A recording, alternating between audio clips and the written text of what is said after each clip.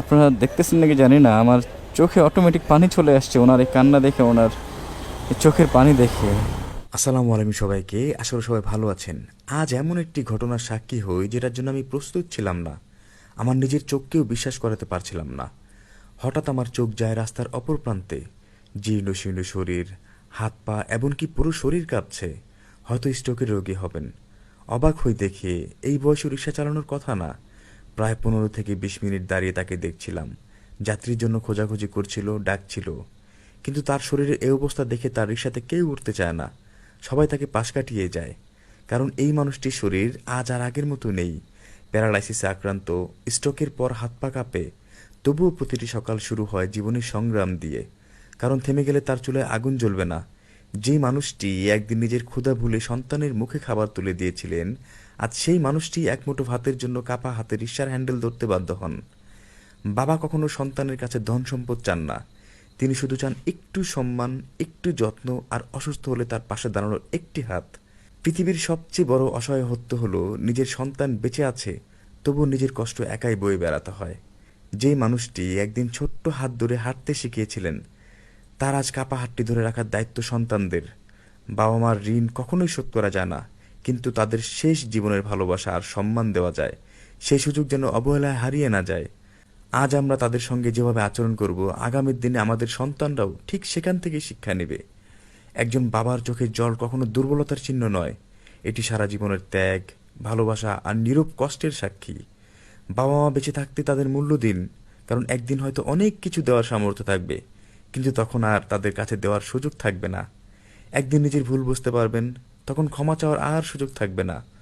আমার বাবা হোক গরিব, কৃষক বা অসুস্থ, বাবা থাকাটাই না ভাগ্যের বিষয়। ইনশাআল্লাহ অসহায় এই বাবাটির পাশে আমরা সকলে মিলে দাঁড়াবো। প্রয়োজনের বাইরে কত টাকাই না আমরা খরচ করি, চাইলে অন্তত 10টি টাকা দিয়ে তার পাশে দাঁড়াতে পারি। আপনি আমি ভুলে গেলেও মহান আল্লাহ পাক আমাদের এই দানকে ভুলবেন না। কারণ আল্লাহ পাক কখন কাকে কোন উসিলা ক্ষমা করে দেন তা তো বলা যায় না।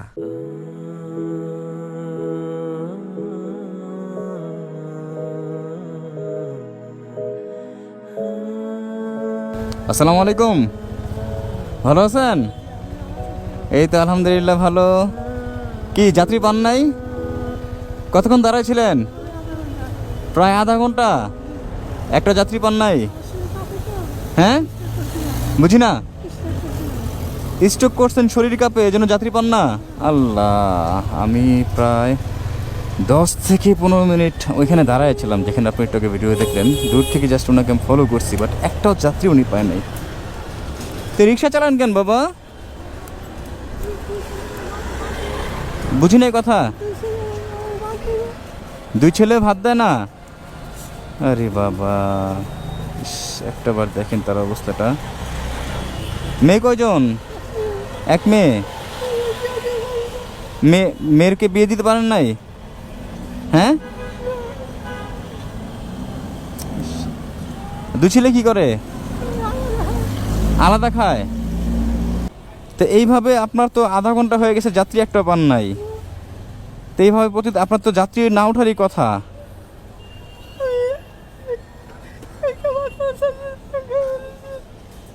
ও বাবা,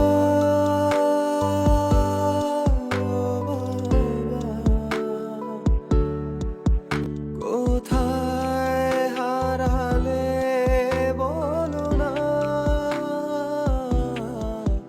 বাবা। আপনারা দেখতেছেন নাকি জানি না, আমার চোখে অটোমেটিক পানি চলে আসছে ওনার এই কান্না দেখে, ওনার এই চোখের পানি দেখে।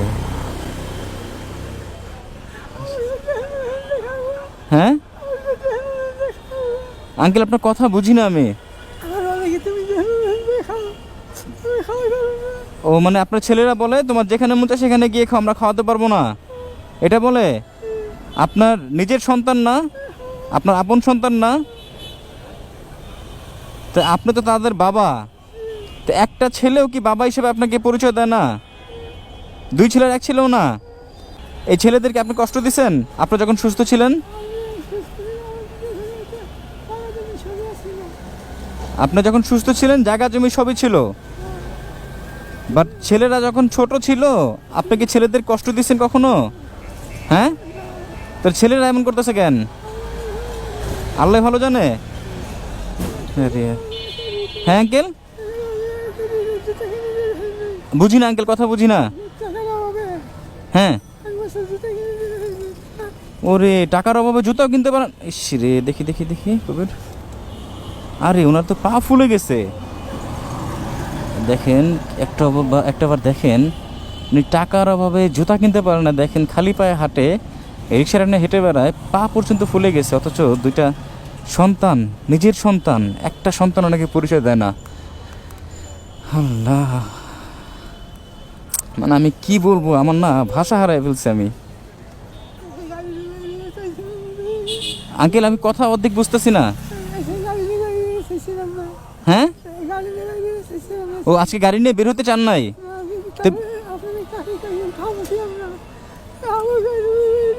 ও মানে খাবেন কি, এর জন্য বের হইছেন? সকাল থেকে কিছুই খান নাই? হ্যাঁ, কি ছিল? বাসি ভাত খাইছেন? মানে উনি আজকে বের হতে চায় নাই, বাট পরে চিন্তা করছে যে না বের হলে আমি খাবো কি। আল্লাহ, এইভাবে আপনার তো যাত্রী ওঠে না তো, আমি দেখলাম তো। হ্যাঁ, অনেক কম উঠে। একটাবার দেখেন তো, ওনার রিক্সা থেকে আপনি উঠবেন, একটাবার একটু খেয়াল করেন, এই মানুষটার রিক্সায় আপনি উঠবেন? সম্ভব এটা? আল্লাহ, আমরা মানুষ রূপে পশু হয়ে যাচ্ছি, দিন যাচ্ছে আমরা পশুকে হার মানাইতেছি, অথচ আল্লাহ পাক আমাদের সৃষ্টির সেরা জীব হিসেবে আমাদের গণ্য করছে, হ্যাঁ আমাদের সম্মান দিছে, আর আমরা পশুকে হার মানায় ফেলতেছি। আন্টি আছে নাকি? আছে, উনি কি করে? আপনি কার সাথে থাকেন এখন? হ্যাঁ, এক মেয়ে। আপনি কার সাথে থাকেন বাবা? হ্যাঁ,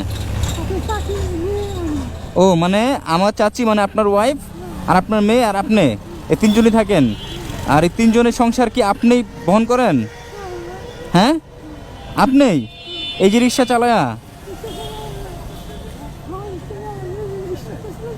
হ্যাঁ, স্ট্রোক করছিলেন, আগে সুস্থ ছিলেন, স্ট্রোক করার পরে এই অবস্থা হয়েছে?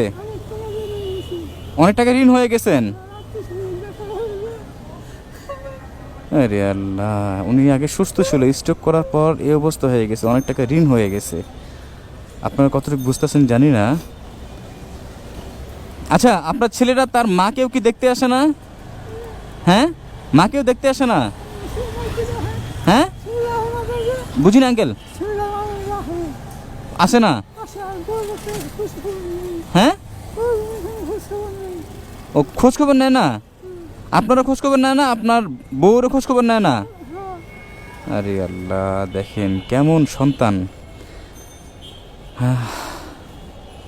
কি বলবো, মা, আমাদের মা দেখেন 10 মাস 10 দিন গর্ভে ধারণ করে, এত বড় একটা পেট নিয়ে। একটাবার চিন্তা করেন, সেই মানুষটা দিন নাই, রাত নাই, ঘুম নাই, কিভাবে কষ্ট করে সামান্য সন্তানের সুখের আশায়, যে একটা সন্তান হবে, সেই সন্তানকে আমি মানুষ করব। আর বাবা সেই সন্তানের জন্য সব সময় অপেক্ষায় থাকেন সন্তানের ভবিষ্যৎ নিয়ে। মা যেমন গর্বে রাখেন, আর বাবা রাখেন তার মস্তিষ্কে।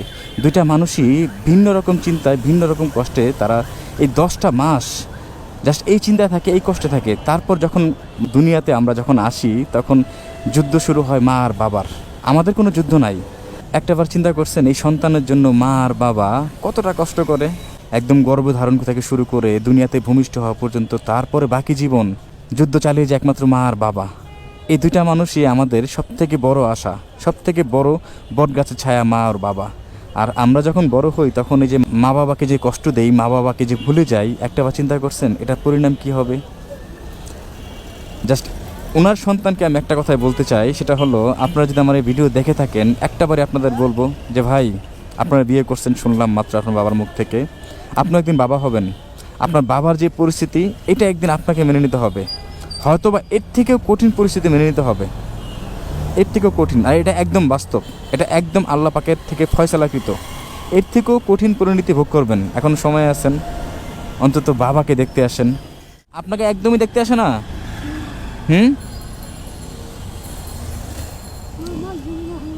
বুঝিন আঙ্কেল? হ্যাঁ আঙ্কেল, একটু বুঝি না, একটু আসতে বলুন তো আমাকে। আছে ছোট ভাই মারা গেছে ও মানে আপনার তিন ছেলে ছিল, এক ছেলে মারা গেছে, ছোট সন্তান মারা গেছে, এখন 2 ছেলে আছে। মাঝে যাওয়া যায় হ্যাঁ, মাঝে যাওয়া যায় মাঝে মাঝে আসে যায়। মাঝে মাঝে যাওয়া যায় ও মেজোটা আসে। ও বিয়ে করতে বউ গেছে আমি কোন সাইড ও মানে বড়টা বিয়ে করছিল, বউ চলে গেছে, এখন ও কোথায় থাকে না থাকে আপনি জানেন না, আপনাদের খোঁজ খবর নেয় না। আর মেজো ছেলে মাঝে মাঝে আসে, তো মেজো ছেলে আপনাদের দেখে না? পয়সা হ্যাঁ বুঝি নাই। তো হ্যাঁ, পয়সা বিয়ে হয় না ও মেজো ছেলে দেয় না, মেজো ছেলে পয়সা করে দেয় না, মাঝে মাঝে শুধু আসে, এসে আপনাদের তামাশা থেকে চলে যায়। হ্যাঁ, একটা বারও কি তার কলিজা কাঁপে না যে আমার বাবার এই অবস্থা, আমার বাবা রাস্তার মধ্যে যাত্রী পায় না, এই মানুষটা কি হাঁটতে পারে? ওনার দেখেন পা ফুলে গেছে খালি পায়ে, এই মানুষটা রিক্সা নিয়ে সারাটা দিন হেঁটে বেড়ায়। একটাবার কি আপনার মেজো ছেলে যে আসে ও কি একটাবার দেখেন আপনাকে? হ্যাঁ, আপনার মেজো ছেলে কি আপনার মতো স্ট্রোকের রোগী না? আপনার মেজো ছেলে সুস্থ না? তাহলে আপনার এখানে রিক্সা চালানোর কথা ছিল আপনার মেজো ছেলের। মানলাম আপনার মেজো ছেলে কোনো কাজ নাই বা কর্ম নাই, বাট এই যে আপনারও তো কর্ম নাই, আপনারও তো কাজ নাই। হ্যাঁ, বাট আপনার কর্ম নাই, কাজ নাই, এমনকি আপনার দেহে শক্তিও নাই, শারীরিকভাবে আপনি অক্ষম, তারপরও আপনি রিক্সার হ্যান্ডেল ধরছেন। হ্যাঁ, তা আপনার মেজো ছেলের কাজ নাই, একটা বাহানা দিল বা উসিলা দিল, এই রিক্সাটা আপনার জায়গায় আপনার মেজো ছেলে ধরতে পারতো না? পারতো না কি? হ্যাঁ, বুঝি না। ধরবে না, করবে না, কাজ করবে না। আপনার মেজো ছেলে বিয়ে করবে না? বিয়ে করছে, সন্তান হয়েছে? হ্যাঁ, ছেলে না মেয়ে? মেয়ে, সন্তান হয়েছে না? আপনার যেই পরিস্থিতি হয়েছে না, আপনার থেকে কঠিন পরিস্থিতি আপনার ছেলের হবে। আমি জানি না আপনার এটা দেখে যেতে পারবেন কি পারবেন না, বাট আপনার মেজো ছেলে তো অন্তত বুঝতে পারবে বা দেখতে পারবে যে তার পরিণতিটা কি হয়। আমরা যারা বুঝি, দেখেন একটাবার, আমরা বেঁচে থাকতে আমাদের বাবা আছে মানে এটাই সব থেকে বড় বিষয়। বাবা হোক গরিব, হোক ধনী, হোক রোগী, হোক সুস্থ, বাট বাবা থাকাটাই সব থেকে আনন্দের বিষয়, আর বাবা থাকাটাই সব থেকে ভাগ্যবানের বিষয়। কি কবির? ওনার অবস্থা দেখতে মানে মুখ দিয়ে যে একটা কথা কমু এরও ভাষা নেই, মানে কথার চেয়ে বেশি কান্না করতেছে। কারণ একটা পুরুষ কখন কান্দে, তাই যখন তার বুকটা কষ্টে ফাইটটা যায় তখন সেই পুরুষটা কাঁদে। ওনার ছেলেকে কখনো ওনার বয়সে যাইব না, যাইতে তো হবো সবারই এই বয়সে যদি আল্লাহ হাতে রাখে, তো ওরও পরিস্থিতি এরকমই হইব। ওর পরিস্থিতি ওনার থেকেও কঠিন হবে। ওনার যে এই যে বয়স, ওনার রিক্সা চালানোর বয়স, খালি পায়ে মনে হয় না দেখো। উনি গাড়ি চালাইতার, উনি মনে হয় হেঁটেই নিয়ে যায়। আমি তো দূর থেকে দেখলাম তোমার সাথে, আমি তো গাড়ি চালাইতে পারি না, যাত্রী তো কেউ উঠেও না। আরে আল্লাহ, তাহলে যাত্রী তো একটাও মনে হয় উঠবে না। আর এই যে বৃষ্টির অবস্থায় আছে, হ্যাঁ আকাশ মেঘলা হয়ে গেছে, বৃষ্টিতে ভিজবেন, শরীর আরো কাঁপে। তাহলে যাত্রী যদি না পান তাহলে কি করবেন তখন? উপরওয়ালা জানে। ইরে আল্লাহ, ওনার সাথে আমি যে কথা বলবো, আমি ভাষা হারায় ফেলছি, আমি কি বলবো আমি বুঝতেছি না। আমরা যারা এখনো বুঝি না, আমাদের বাবা থাকতে অবহেলা করি, মা থাকতে অবহেলা করি, ভাই একটা সময় আপনার বাবা থাকবে না, মা থাকবে না, তখন বুঝতে পারবেন যে কি হারাইছেন, জীবনের কি হারাইছেন, তখন বুঝতে পারবেন। তখন আপনার টাকা হবে, বাড়ি হবে, গাড়ি হবে, নারী হবে, সবই হবে, বাট বাবা মা এটা কখনোই হবে না। আপনার লক্ষ কোটি টাকা দিও না, হোক আপনার অসুস্থ বাবা, হোক আপনার সুস্থ বাবা, বাট লক্ষ কোটি টাকা দিও না, সেই বাবাকে আপনি আর পাবেন না। আপনি এখন বাবাকে অবহেলা করতেছেন, বাট বাবা দুনিয়া ত্যাগ করার পর আপনি তখন বুঝতে পারবেন। আর তখন আপনি যতই মসজিদ, মাদ্রাসা, এতিমখানার মানুষ যতই খাওয়ান, কোনো লাভ নেই ভাই, কোনো লাভ নাই। এই কারণে লাভ নাই, আপনার বাবা বেঁচে থাকা অবস্থায় আপনি তাকে অবহেলা করছেন। আপনার বাবার মুখে আপনি ভাত দেন নাই, বাবাকে আপনি শুধু কষ্ট দিয়ে গেছেন। যখন আপনার বাবা দুনিয়া ত্যাগ করছে তখন আপনি বাবার মর্ম বুঝতে পারছেন। এখনও সময় আছে, বাবা বেঁচে থাকলে অন্তত বাবার কাছে গিয়ে বাবার পা দুটি ধরে ক্ষমা চান ভাই, কারণ ক্ষমা চাওয়ার সুযোগ কিন্তু আর পাবেন না। এতে আল্লাহ পাকে খুশি হবে, কারণ আপনি আপনার জীবনের সুযোগ কাজে লাগাতে পারছেন। ক্ষমা চাওয়ার সুযোগ বান্দার সবসময় আসে না। এখন কি করবেন আঙ্কেল? আচ্ছা, এই আপনার যে ছেলে, এই ছেলেদের কি বুকে পিঠে মানুষ করছেন না বাবা? হ্যাঁ, আদরের সন্তান ছিল? হ্যাঁ। মানে ছোটবেলায় যখন হাঁটতো তখন হুট করে পড়ে গেলে সাথে সাথে আপনি বুকে নিয়ে নিতেন? আরে আল্লাহ। হ্যাঁ, ঈদ- ঈদ আসলে দামি জামা কাপড় কিনে দিতেন সন্তানদের, এই রিক্সা চালায়া? খুব আদরের সন্তান ছিল না? তা আপনি কখনো ভাবছেন যে এই আদরের সন্তানদের জন্য আজকে আপনার এই পরিস্থিতিতে দাঁড়াতে হবে রাস্তার মধ্যে? হ্যাঁ, কাকি? আমার গাড়ি করছে হ্যাঁ,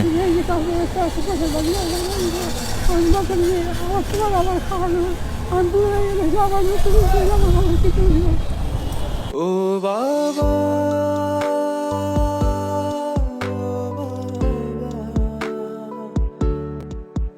কোথায় হারালে বলো না বাবা। আপনারা কতটুকু বুঝতে পারছেন আমি জানি না। মানে উনি বললো যে আপনার কাকি, আমি যদি বাচ্চাদের মাঝে মাঝে একটু ধমক দিতাম তখন কাকি আমার উপর তেড়ে আসতো, এতটাই আদর করতো।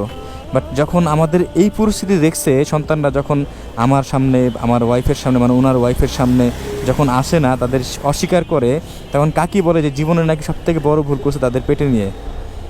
আরে আল্লাহ, এই কান্না একদম আল্লাহ তাআলার দরবার পর্যন্ত চলে যাবে, এই কষ্টের কান্না। এখনো সময় আছে ভাই, যদি ভিডিওটা দেখে থাকেন, বাবার পায়ের সামনে আসেন, মায়ের পায়ের সামনে আসেন, ক্ষমা চাওয়ার সুযোগ এখনো আছে।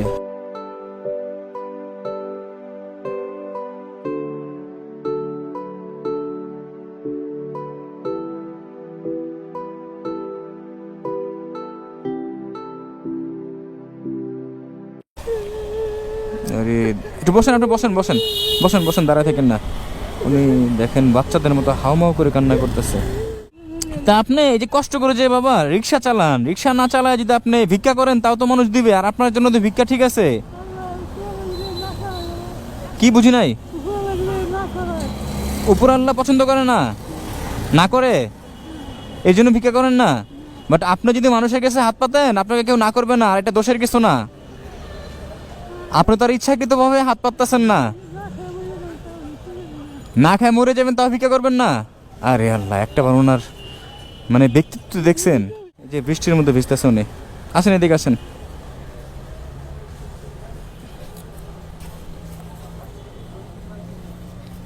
দাঁড়ান এখানে, দাঁড়ান এখানে দাঁড়ান। বৃষ্টির মধ্যে যাবেন কিভাবে? হ্যাঁ, বৃষ্টি কমলে যাবেন? তা আপনার জন্য কি করবো বাবা, কি করলে ভালো হয় বলেন তো? দোয়া করবো আপনার জন্য? কিছু করতে হবে না? ও মানে আল্লাহ যেন আপনার এই কষ্টের বিনিময়ে আপনাকে যেন ভালো রাখে, মানে পরবর্তীতে জীবনে, মৃত্যুর পরে, মানে এই কষ্টের বিনিময়ে আল্লাহ পাক যেন আপনাকে ওই দুনিয়াতে ভালো রাখে, এটাই? হ্যাঁ রে আল্লাহ, দেখেন ওনাকে আমি জিজ্ঞেস করলাম যে আপনার জন্য আমি কী করতে পারি, উনি এক কথা উত্তর দিল, যদিও আপনারা বুঝবেন না, বাট আমার একটু বুঝতে কষ্ট হচ্ছে, এর জন্য আমি বোঝাচ্ছি আপনাদের যে আমার জন্য আপনাদের কিছু করতে হবে না, আমার জন্য শুধু দোয়া করবেন আল্লাহর কাছে যেন আল্লাহ পাক আমার এই কষ্টের বিনিময়ে ওই দুনিয়াতে যেন আমাকে ভালো রাখে। আল্লাহ। বাবা এক কাজ করেন, আপনার বাসা কোথায় বলেন তো? হ্যাঁ, রামপুরা? রামপুরা থেকে এখানে আসছেন? ইসরে আল্লাহ।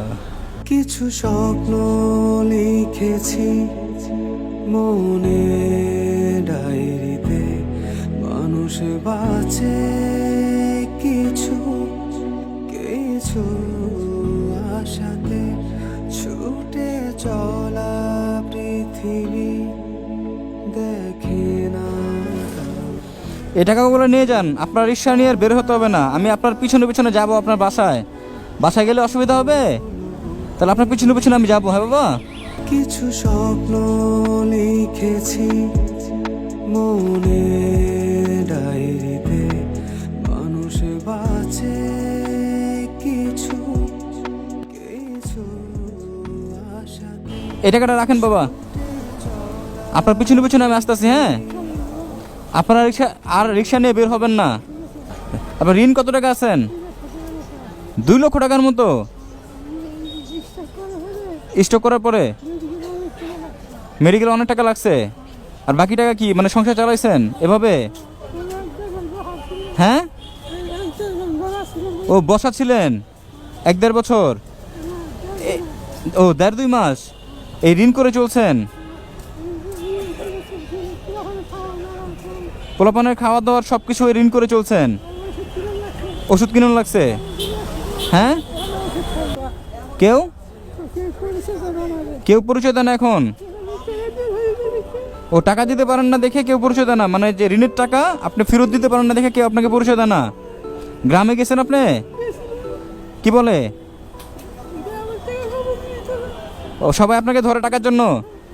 আচ্ছা ঠিক আছে, সমস্যা নাই, আপনি চলেন, আপনি চিন্তা আর আজকে থেকে আপনার রিক্সা নিয়ে বের হতে হবে না। হ্যাঁ ঠিক আছে, টাকাটা সাবধানে রাখেন। আর ওনাকে নিয়ে আমি কি বলবো, আমার ভাষা নাই, আমি এখন আপনাদের বলতেছি। আমি এরকম একটা পরিস্থিতিতে পড়বো, এরকম একটা মানুষ আমার সামনে দাঁড়াবে বা ওনাকে আমি হঠাৎ করে এভাবে দেখবো, আমি কখনো কল্পনাও করি নাই। তবে আল্লাহ পাক যা করে ভালোর জন্য করে, বান্দার উত্তম রিজিক ফয়সালার জন্য করে। তো এটা সম্ভবত আমার ভাগ্য যে এমন একজন মানুষ আমি সামনে পাইছি। আর একটা বড় কথা হলো, আল্লাহ পাক সঠিক সময়ে সঠিক মানুষের নিকট আমাকে পাঠাইছে, আমি এটা মনে করি। আর নয়, আমি এটার জন্য প্রস্তুত ছিলাম না যে এমন একটা মানুষ আমার চোখে পড়বে। তো আল্লাহ পাক যা করেন ভালোর জন্যই করেন। আপনাদের নিকট একটা রিকোয়েস্ট, সেটা হলো আমরা আমাদের জায়গা থেকে কত টাকা খরচ করে ফেলি একটাবার চিন্তা করছেন? সন্ধ্যার পর চায়ের দোকান আড্ডা দিতে গেলে আমরা 100-200 টাকা এমনিতে খরচ হয়ে যায় না? আমাদের দৈনন্দিন জীবনে কত টাকা আমরা আজারা খরচ করে ফেলি, বাট এই টাকার কোনো হিসাব তো আসবেই না, বরঞ্চ আপনার উল্টো হিসাব দিতে হবে অপচয়ের খাতায়। আর আমাদের জায়গা থেকে অন্তত 10 টাকা যদি এই মানুষটাকে আমরা দিতে পারি, যেটা আমাদের হিসাবের খাতা থাকবে না, আমাদের 10 টাকা আমাদের জীবনে কিছুই না, আমাদের কাছে কিছুই না। সেই 10 টাকা অন্তত আপনার এই জীবনে কাজে আসুক বা না আসুক, অন্তত ওই দুনিয়াতে সেই 10 টাকা আপনার উসিলা হিসেবে দাঁড়াবে। অন্তত আপনাদের নিকট একটাই রিকোয়েস্ট, আমাদের যার যতটুকু সম্ভব অন্তত একটু তার পাশে দাঁড়ান, এই বাবাটার যেন এই কষ্ট আর না থাকে। আল্লাহ পাক হয়তো আমাদের সকলের মাধ্যমে ওনার কষ্টটা দূর করে দেবেন, আর ইনশাল্লাহ ওনাকে আর রিক্সা চালাতে হবে না। আপনি রিক্সা নিয়ে আর বের হবেন না, বের হবেন। এখানে কত টাকা দিছি গুনেন নাই, অনেকগুলো টাকা দিয়েছি এখানে। হ্যাঁ, আর আমি ঠিক 4 দিন পর আপনার বাসায় আমি আসবো, ইনশাল্লাহ এই কষ্টটা থাকবে না। আল্লাহ পাক যা করে ভালোর জন্য করে, বান্দার মঙ্গলের জন্য করেন। আপনার এই কষ্টের পিছনে হয়তো বা আল্লাহ পাকের কোনো মঙ্গল লুকায়িত অবস্থায় আছে, যেটা আপনি জানেন না। আপনার ভালোর জন্য আল্লাহ পাক যা করেন আমাদের ব্যক্তিগত জীবনে, আল্লাহ পাক তার বান্দার জীবনে যা করবেন বান্দার ভালোর জন্যই করবেন, এটা সবসময় মাথায় রাখবেন। চলেন বাবা, আমি পিছনে এসে চলেন। চলো কবির, চলো। ডায়েরিতে মানুষ বাঁচে কিছু কিছু আশাতে, ছুটে চলা পৃথিবী দেখে না কাউকে, তো তারা তাকিয়ে স্বপ্ন